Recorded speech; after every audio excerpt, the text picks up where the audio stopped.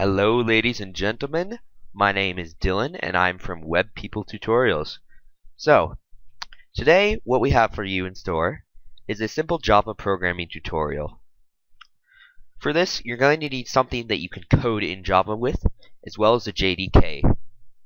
So I'll post a link to both Eclipse, which is what I use for coding in, and the JDK in the description of this video. So let's begin. To begin, we'll right-click, New, Java Project. This is creating the Java project, which is where all of our code, all of our resources, everything will be contained. So let's just name this Tutorial 1. Yes, it's not a very creative name. You can name it whatever you want to, but for the sake of this tutorial, I'm just going to name it Tutorial 1. Then we're going to right-click the source folder, which is where all of our source code is contained. New, class. We're going to name this class whatever you want. Again, I'm going to be naming it Tutorial 1. And here we go. This is our simple class. You'll notice that when we run it, we have an error. And that's simply because this class is completely empty. We don't have any code in here whatsoever. So we have this, the skeleton of a program, of a single class in a program. So let's actually put some code into here. To begin with, we need to tell the JRE, Java Runtime Environment, the compiler as well, where to begin executing this code. So it needs a starting position. So it needs to know where to start off in the code. So we're going to create something. We're going to go public static void main string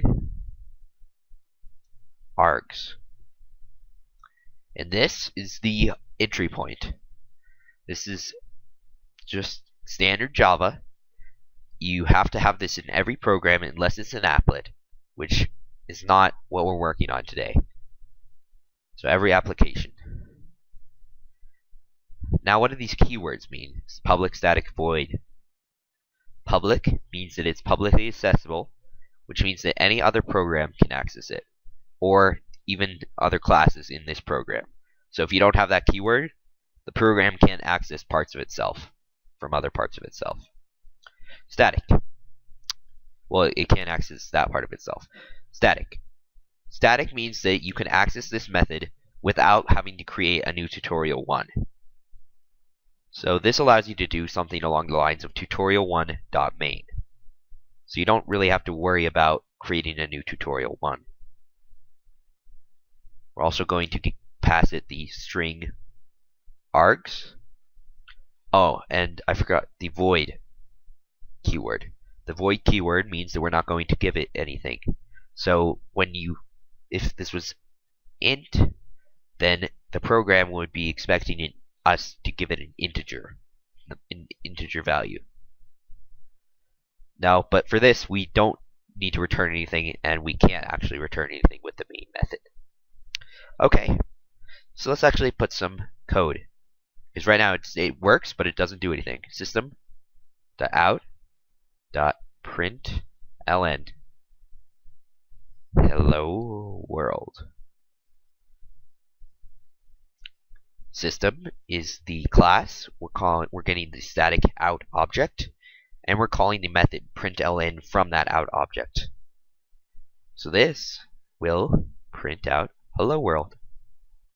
Very basic, but this is just the beginning.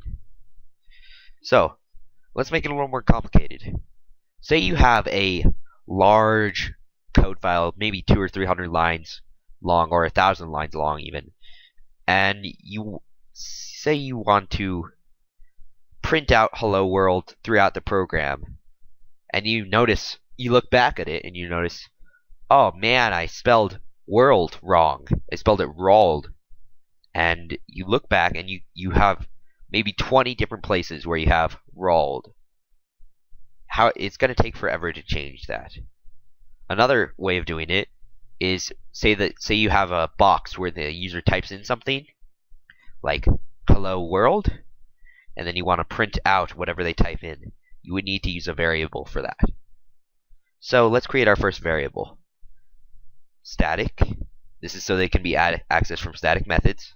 String hello equals hello world. And now, if we print out hello, then it will print out hello world.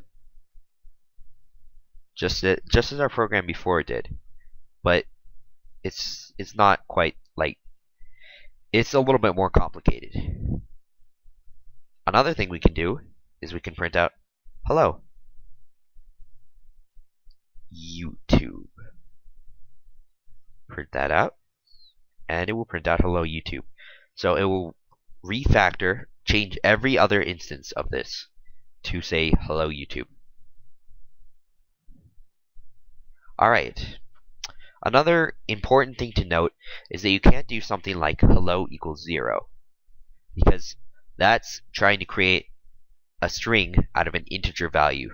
What a string is a sequence of characters grouped together into one object.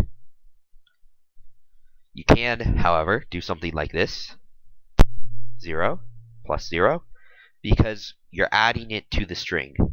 So you're taking this and you're adding the string value of 0 to it.